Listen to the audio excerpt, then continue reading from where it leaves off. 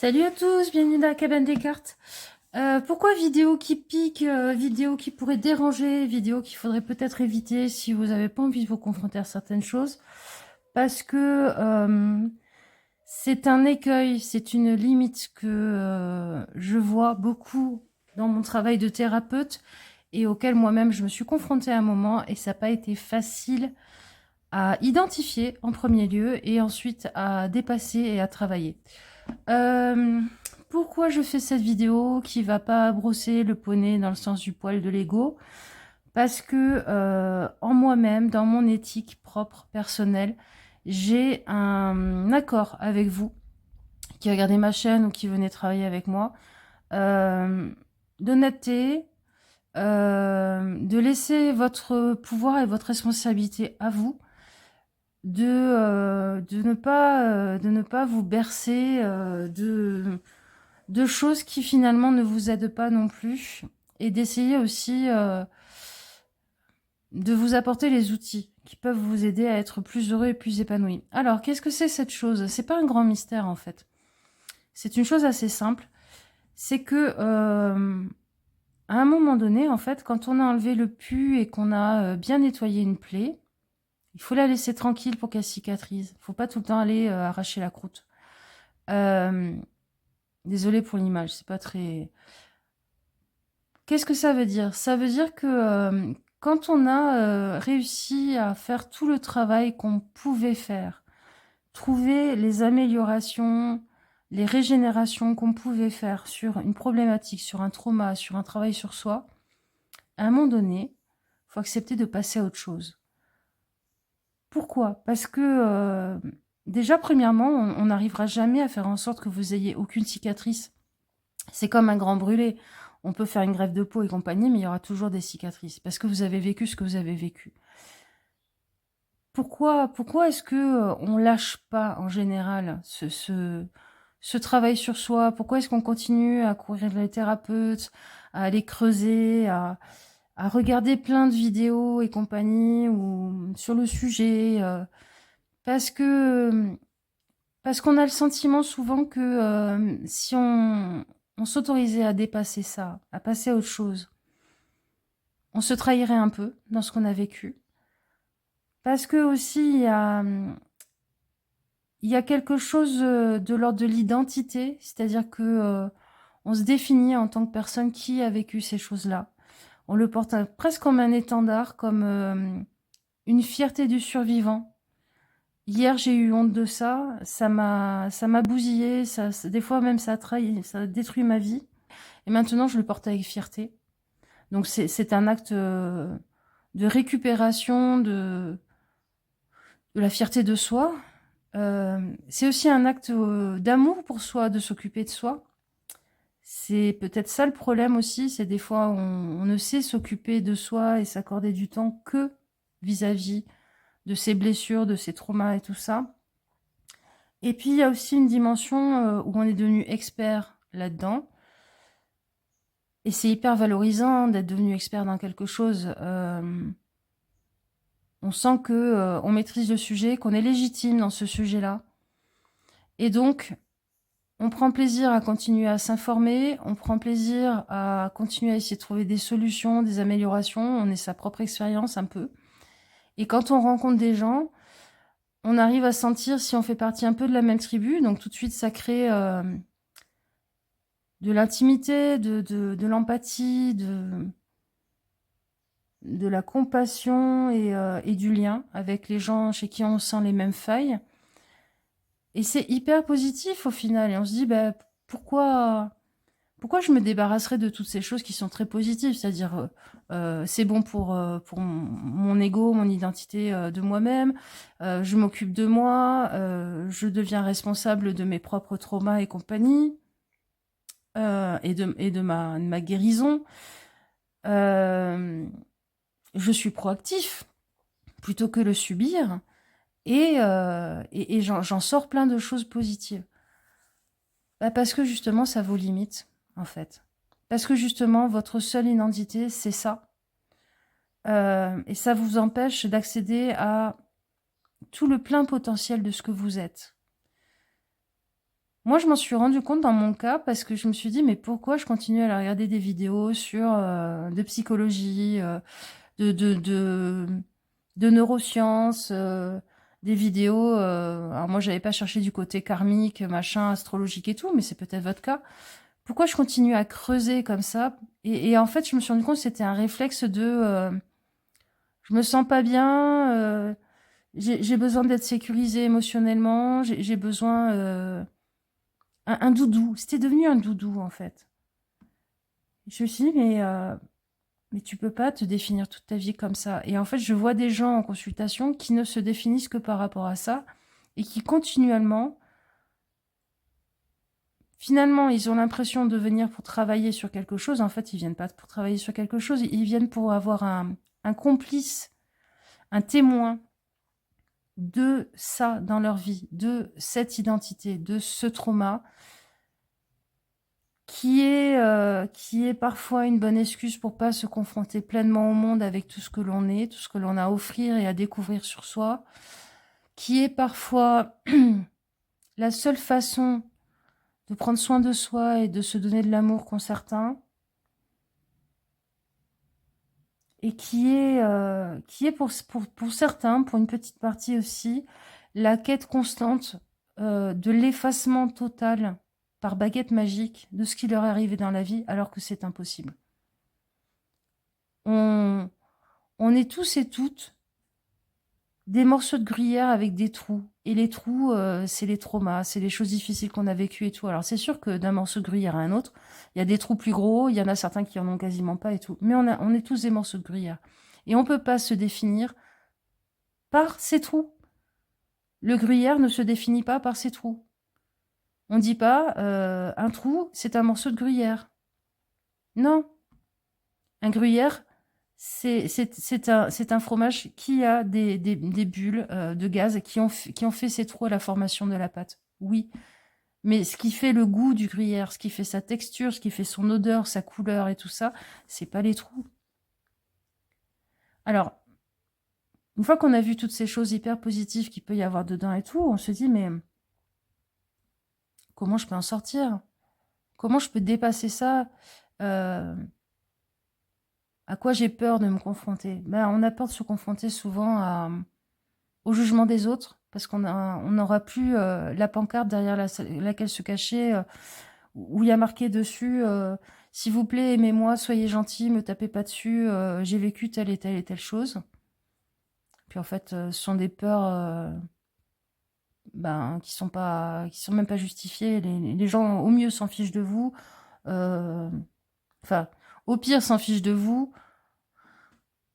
Au mieux, s'inquiètent de vous. Et dans de très rares cas, de toute façon, s'ils viennent vous faire des raisonnements et tout, bah, en fait, ils se les font à eux-mêmes. Hein, parce que vous faites miroir, vous faites écho.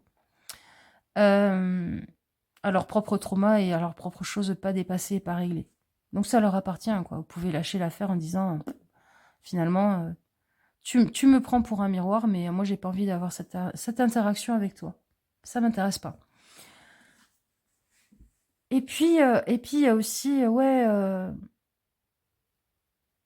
je crois que dans notre société, avoir de la fierté de soi,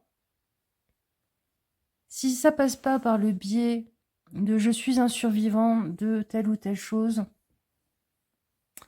c'est un peu comme si on n'avait pas la légitimité, qu'on n'avait pas l'autorisation.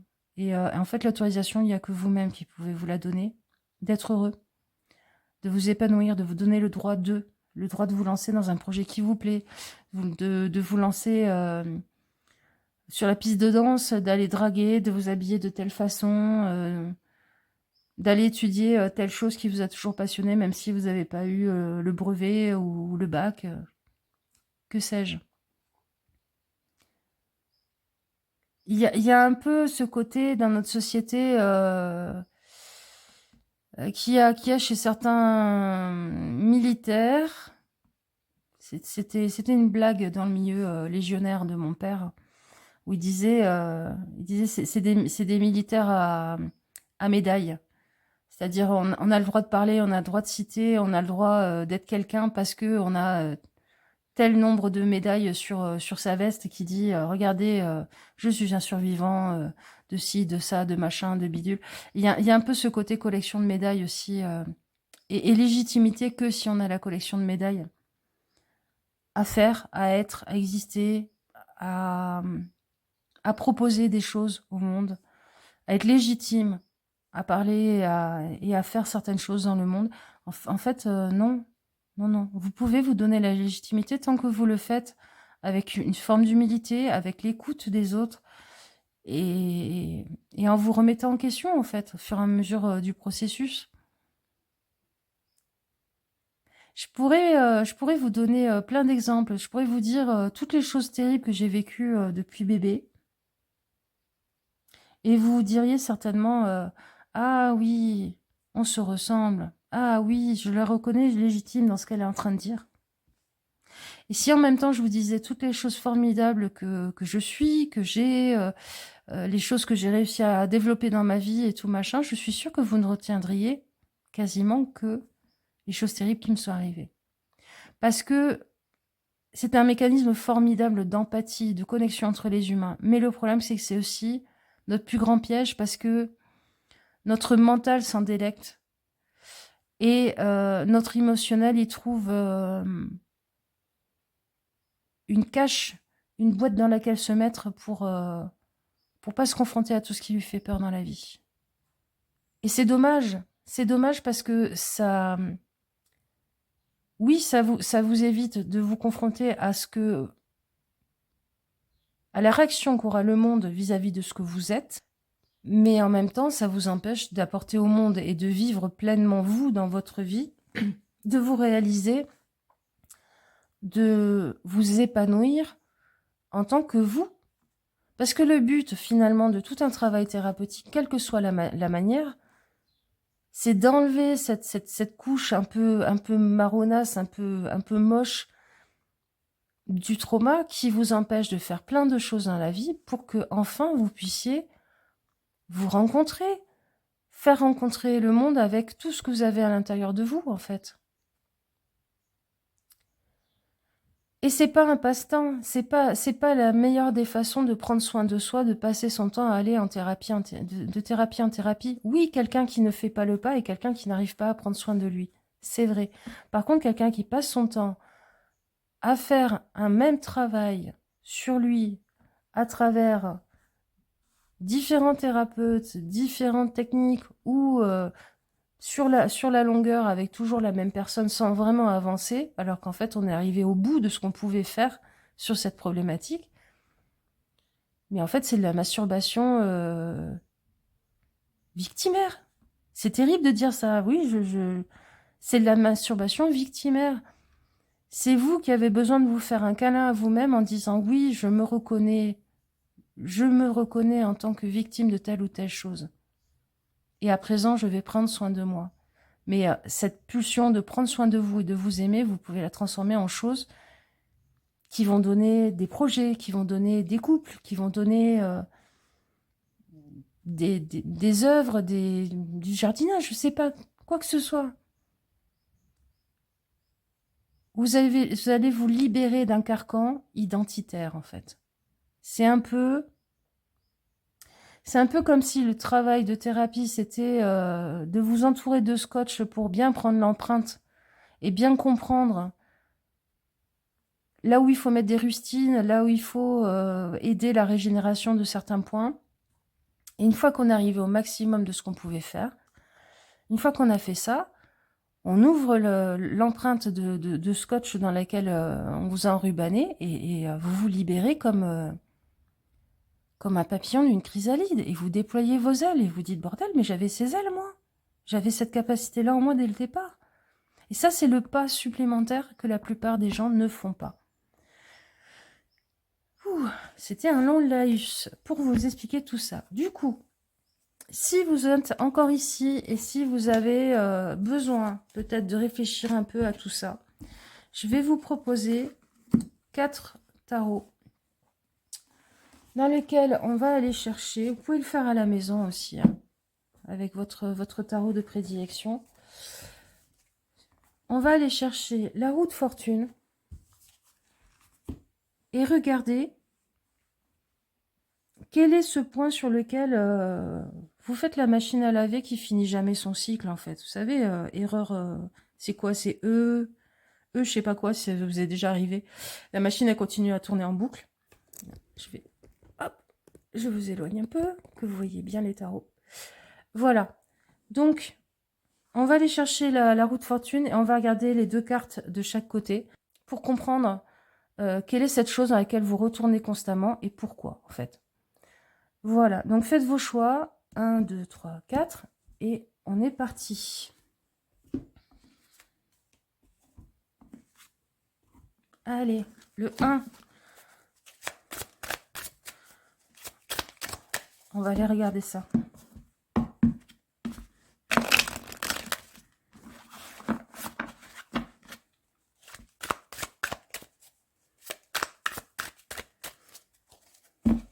Alors, la roue de fortune.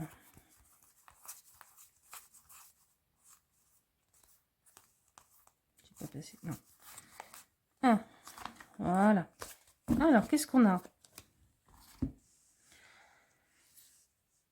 La chose par rapport à laquelle vous avez peut-être tendance à toujours revenir en arrière et à pas réussir à vous libérer, c'est le sentiment de spoliation.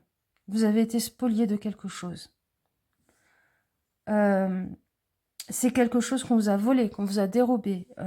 Et en plus, on vous a manipulé et menti sur le plan mental pour vous dire que non, vous n'aviez pas été volé ou dérobé. La porte de sortie à ça, c'est le fait de vous rendre compte que vous êtes bien entouré actuellement, que vous avez des gens qui vous épaulent pour être victorieux, victorieuse vers ce que vous voulez accomplir et réussir dans la vie.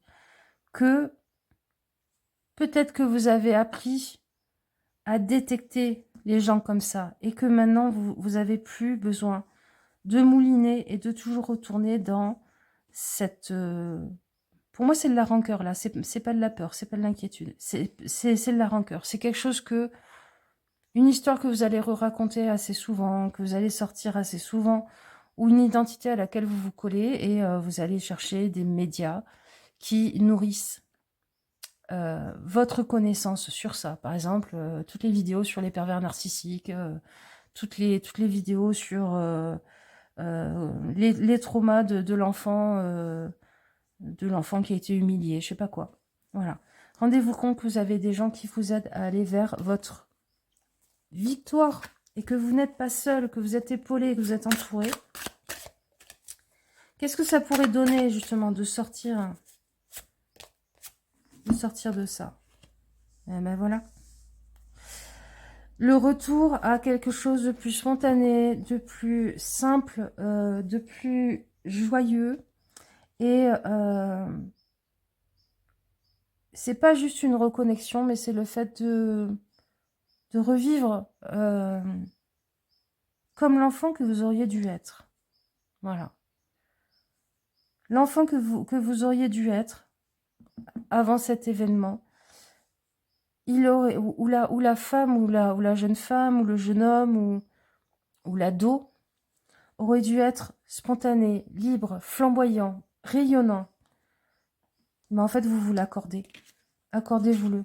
Parce que tant que vous ne vous l'accordez pas, vous restez dans la reproduction de ce que ces gens-là vous ont fait. Voilà les amis, c'est court, mais c'est juste pour vous donner des pistes par rapport à tout le laïus que je vous ai fait. Je vous fais des gros bisous et je vous dis à une prochaine fois et prenez soin de vous. Et prendre soin de soi, c'est regarder les choses en face aussi des fois. Ciao, ciao! Groupe 2 avec le Creatures Tarot. Allez, je mélange pour vous.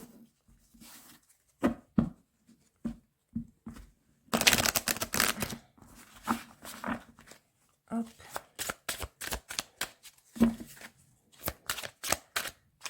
On est bon. Alors, je vais chercher là.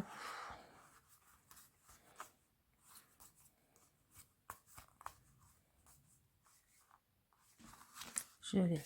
Alors, quelle est cette chose où vous revenez sans cesse? Ok. Vous revenez sans cesse à la famille idéale que vous n'avez pas eue. Vous revenez sans cesse à ce qui aurait dû être construit et être pérenne dans le temps et qui ne l'a pas été. Et vous y revenez sur cette tristesse, je pense, sur ce manque, sur cette impression que c'est un rêve brisé, je pense, ce que je ressens, par le conflit.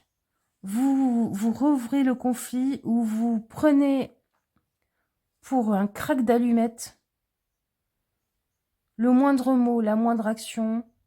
Vous êtes à fleur de peau, en fait. Vous vous rendez pas compte que c'est... Ah, ça, vous allez pas aimer que je vous le dise, mais c'est peut-être pas tant les gens qui vous agressent, c'est peut-être vous qui n'arrivez pas soit à vous donner de la distance et de l'espace par rapport à ceux qui vous agressent encore dans ces situations, dans ces personnes ou dans ce type d'interaction. Vous n'êtes peut-être pas prêt ou prête. Et deuxièmement,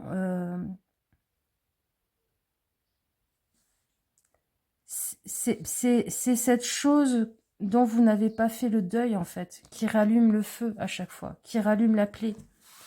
Le feu c'est aussi l'inflammation dans le corps, dans la maladie.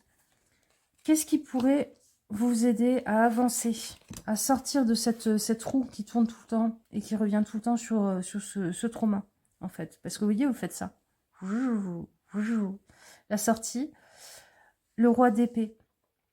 Je prends de la hauteur. Je vois les choses avec rationalité, avec logique. Je coupe un peu l'émotionnel, je coupe un peu le feu pour me donner de l'air et pour pouvoir construire des projets selon mon idée, selon mes valeurs, selon ma façon de voir les choses. Je m'autorise à couper le lien avec ça pour en sortir et construire mon propre royaume, basé peut-être sur des données très carrées, très logiques, très par rapport à un plan que vous avez en tête, par rapport à une envie, par rapport à un projet de vie. Et vous coupez, vous éteignez, vous baissez un petit peu le feu sous la casserole, là. Le feu des émotions. Voilà, les amis. C'est relativement court, mais c'est surtout pour vous donner une piste pour réfléchir, pour voir peut-être si ça vous correspond ou pas, pour vous donner l'exemple aussi du tirage. Si ça vous parle pas du tout, peut-être qu'il faut que vous le fassiez vous, chez vous, avec un oracle, hein, pourquoi pas. Hein. Et je vous fais plein de bisous, et prenez soin de vous, et prendre soin de soi. Des fois, c'est regarder les choses en face. Voilà, je vous fais plein de bisous. Ciao, ciao. Coupe 3, avec le Shadowland Tarot.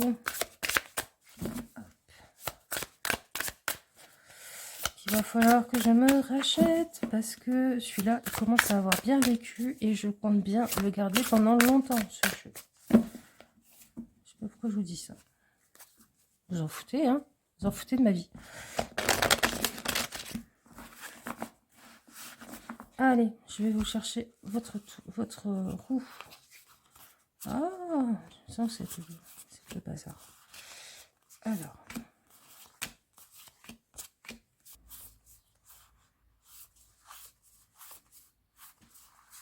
Trouver. Hop, je vous ai certainement un peu coupé la vidéo parce que ça a été très long. Alors, quelle est cette chose à laquelle vous retournez constamment? À cause de quoi? Et on va regarder ce que ça pourrait donner si vous en sortiez. Cette chose à laquelle vous retournez constamment, c'est peut-être une étape de votre vie qui aurait été un changement d'âge, la symbolique d'un changement d'âge, la symbolique d'une concrétisation, où on aurait dû vous célébrer. C'est un plantage. C'est un plantage soit par les autres, soit par vous-même. Et je pense que vous vous battez tout le temps intérieurement avec ça en vous disant j'ai peut-être pas fait assez, j'ai peut-être raté. Je sais pas, par exemple, Au dernier moment, la personne avec qui vous deviez vous marier s'est barrée, ou au dernier moment, le boulot de vos rêves vous a échappé, vous avez jamais réussi à concrétiser vos études. Il y a un sentiment d'échec comme ça, sur lequel vous revenez constamment. Pourquoi? Parce que il y a des gens qui se permettent des réflexions, il y a des gens qui se permettent de balancer des petits mots, des petites piques. Et je pense que même si ces gens le font pas consciemment et compagnie, en fait, vous faites déjà tellement ce discours à l'intérieur que ça vient rajouter du gros sel et boum, ça vous renvoie là-dedans.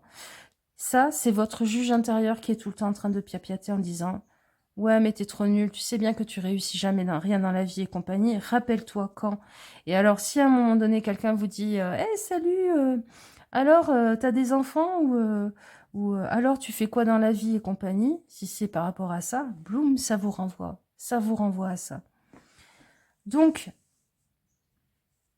ce qui nourrit tout ça, ben, en premier lieu, c'est votre juge intérieur, c'est votre discours intérieur qui fait que tout petit élément de l'extérieur vient rajouter, ou vous le prenez dans ce sens-là. Et vous êtes bloqué dans un éternel regret de quelque chose que vous n'avez pas accompli ou que la vie ne vous a pas permis d'accomplir. Ah ben voilà, elle a sauté. Vers quoi ça pourrait vous emmener si vous vous en libériez? Ok, je comprends ce 10 de pentacle. Vous pourriez vous rendre compte que la pérennité de quelque chose que l'on construit dans la vie, c'est pas forcément dans ce domaine-là. C'est pas forcément, en tout cas votre besoin n'est pas forcément dans ce domaine-là. Votre capacité de réussite n'est pas forcément dans ce domaine-là, il est peut-être dans un autre. Vous êtes peut-être très très riche de quelque chose, mais vous vous en rendez pas compte, ou alors vous le mettez pas en œuvre, vous le mettez pas en application. Et aussi de vous rendre compte que ça, c'est un événement petit sur une vie. Même si ça correspond, je sais pas, à 10 ans d'études, à 15 ans de relation, mais 10 ans ou 15 ans, c'est rien par rapport à 80 ans. On va dire que vous allez vivre jusqu'à 80 ans, en fait. Et vous êtes en train de vous pourrir vos années, de pourrir tout ce que vous avez construit à côté, voire même vous empêcher d'y goûter d'une certaine façon pleinement, parce que vous êtes persuadé que vous êtes le grand saboteur de votre vie. Que si vous laissez faire, si vous laissez aller, si vous n'êtes pas en train de vous contrôler en vous disant des trucs pas sympas à l'intérieur et compagnie, vous allez détruire, vous allez foutre le bordel dans ce que vous avez réussi à construire. Le peu que vous avez réussi à construire dans votre idée, parce qu'en fait, c'est pas si peu. Voilà. Donc, vous ouvrir à la pleine aventure, le plein plaisir de tout ce que vous avez et allez construire dans la vie, d'une forme de pérennité, de stabilité, d'épanouissement, et vous rendre compte que peut-être que si vous n'êtes pas fait pour avoir des feuilles, vous êtes peut-être fait pour accrocher des étoiles. Voilà. C'était très court, les amis. C'était juste pour vous donner des pistes de réflexion. Et un exemple aussi, si vous voulez reproduire ça à la maison, même avec un oracle, hein, pourquoi pas. Hein. Peut-être que ça vous donnera des pistes. Je vous fais des gros gros bisous. Prenez soin de vous. Et rappelez-vous que prendre soin de soi, ben, des fois, c'est regarder les choses en face. Voilà. À bientôt. Ciao, ciao. Allez, groupe 3 avec ce tarot sur les chats. Je trouve que ce tarot va très très bien vieillir. Même s'il se tâche et tout ça, il a le potentiel de devenir un de ces beaux tarots un peu tachés, qui a pris des traces du temps, mais on trouve ça beau dessus. Bon, pourquoi je vous dis ça? Je ne sais pas. Est-ce en lien avec vous? Peut-être.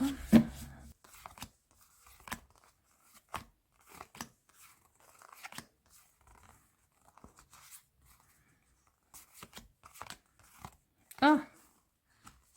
Alléluia! Alors, hop. Donc, ah c'est marrant, c'est le même chat sur les 3 cartes. Donc c'est vraiment vous, hein. C'est vraiment vous le chat noir et blanc là sur les 3 cartes. C'est vraiment rigolo ça. Alors, ça c'est le truc dans lequel vous revenez toujours avec la roue. Ça c'est le déclencheur. C'est ce qui fait que vous repartez et on me posera une 4e carte qui sera ce que ça pourrait donner, débloquer si vous vous autorisiez à sortir. Ok, j'ai compris. Par rapport à une chose qui vous est arrivée, vous avez constamment besoin de comprendre, d'essayer de comprendre pourquoi il vous est arrivé telle ou telle chose, pourquoi telle ou telle personne a agi comme ça, des raisons psychiatriques, des raisons psychologiques, des raisons karmiques, des raisons astrologiques, je sais pas. Vous êtes tout le temps en train de faire un travail mental là-dessus. Et vous moulinez, vous moulinez, vous moulinez. Et ce qui fait que vous retournez dans ce moulinage, ce qui vous donne l'impression que c'est extrêmement nécessaire et utile de retourner dans cette quête sans fin, c'est votre inquiétude par rapport à vos enfants, si vous avez des enfants, par rapport à la construction d'un couple, si vous êtes tout seul et que vous avez envie d'être en couple, par rapport à votre questionnement, par rapport à ça, si vous êtes en opposition avec l'idée du couple, de la famille et tout ça. Vous n'avez pas envie de reproduire les choses, donc vous passez votre temps à essayer de comprendre, de trouver la solution. Peut-être que des fois, il y a des choses qu'on ne peut pas comprendre, qui ne sont pas explicables. Peut-être que les réponses, vous les avez déjà trouvées, mais qu'elles vous paraissent tellement simples que vous ne les acceptez pas. Peut-être aussi que vous cherchez constamment la réponse intellectuelle, la compréhension, parce que vous n'arrivez pas à accepter que cette personne vous ait fait ça, que cette chose se soit passée, que l'univers puisse vous faire vivre une chose pareille. Je pense que vous cherchez constamment pour vous couper de vos émotions et que ce qui alimente justement cette recherche très très mentale, coupée des émotions, c'est l'émotionnel. C'est l'amour que vous portez à vos proches. C'est votre envie de construire quelque chose qui soit durable, stable, sécurisé. On va regarder ce que ça pourrait donner si vous vous autorisiez à sortir de ça. Pourquoi? Parce qu'on pourrait se dire, mais c'est vachement bien, je suis tout le temps en train d'essayer de faire mieux et tout. Non, parce que vous vivez dans une inquiétude. Vous vivez un peu hors de ce groupe. Vous ne profitez pas pleinement de ce que vous avez construit au niveau relationnel et émotionnel. Vous êtes toujours un peu en train de vous méfier de vous-même. Alors, qu'est-ce que ça pourrait donner? Ah ben ouais, je profite un peu plus de la vie. Je crois que le cavalier de coupe, c'est l'opposé du valet d'épée. Là, dans votre tirage, en tout cas, je kiffe ma life, je profite de la vie, je m'autorise à me faire confiance et à ne pas avoir peur de mes propres débordements possibles, c'est un hyper contrôle mental que vous avez sur vous parce que vous avez peur de ce que ça pourrait donner si vous lâchiez votre autosurveillance qui se passe par un questionnement et une étude constante. Non, vous n'allez pas violer vos enfants parce que votre père ou votre mère l'a fait sur vous. Non, vous n'allez pas devenir folle ou fou parce que vous avez eu quelqu'un qui a eu des problèmes psychiatriques dans votre famille. Non, la vie n'est pas ce truc où dès qu'on lâche du regard les choses qui nous tiennent à cœur, bim, il y a une tuile qui tombe dessus. Profitez de votre vie. Donnez-vous l'autorisation. Arrêtez de vous méfier de vous-même. Arrêtez de vous méfier de la vie. Cette chose est arrivée pour une raison. Je pense que les réponses, vous les avez déjà eues. Mais il y a quelque chose au niveau émotionnel en vous qui n'arrive pas à l'accepter, qui n'arrive pas à le digérer, qui n'arrive pas à se dire « Mais cette chose qui m'a fait tellement de mal, qui a eu une telle déflagration dans ma vie, ne peut pas avoir une explication aussi simple, aussi bête, aussi basique. » Il faut forcément aller chercher dans les neurosciences, dans le karmique, dans les thèmes astrologiques karmiques, machin. Non, non. Des fois, l'explication est très très bête et très très simple. Et il y a un travail de deuil à faire par rapport à ça. Et une confiance en vous par rapport à vos proches. C'est-à-dire non, vous ne leur ferez pas du mal. Et deuxièmement, une confiance dans la vie, c'est-à-dire non, la vie n'est pas cette énorme saloperie où dès qu'on lâche, tu laisses, bim, il arrive une catastrophe. Voilà. Réfléchissez à tout ça. Bien sûr, ce tirage ne suffira pas. Hein. Y a peut-être une finalisation de travail, d'accompagnement. C'est peut-être la prochaine étape aussi du travail sur vous. Pourquoi pas. Je vous fais des gros gros bisous. Prenez soin de vous. Et rappelez-vous que prendre soin de soi, mais des fois, c'est regarder les choses en face, même si ça fait pas plaisir. Voilà. Ciao, ciao!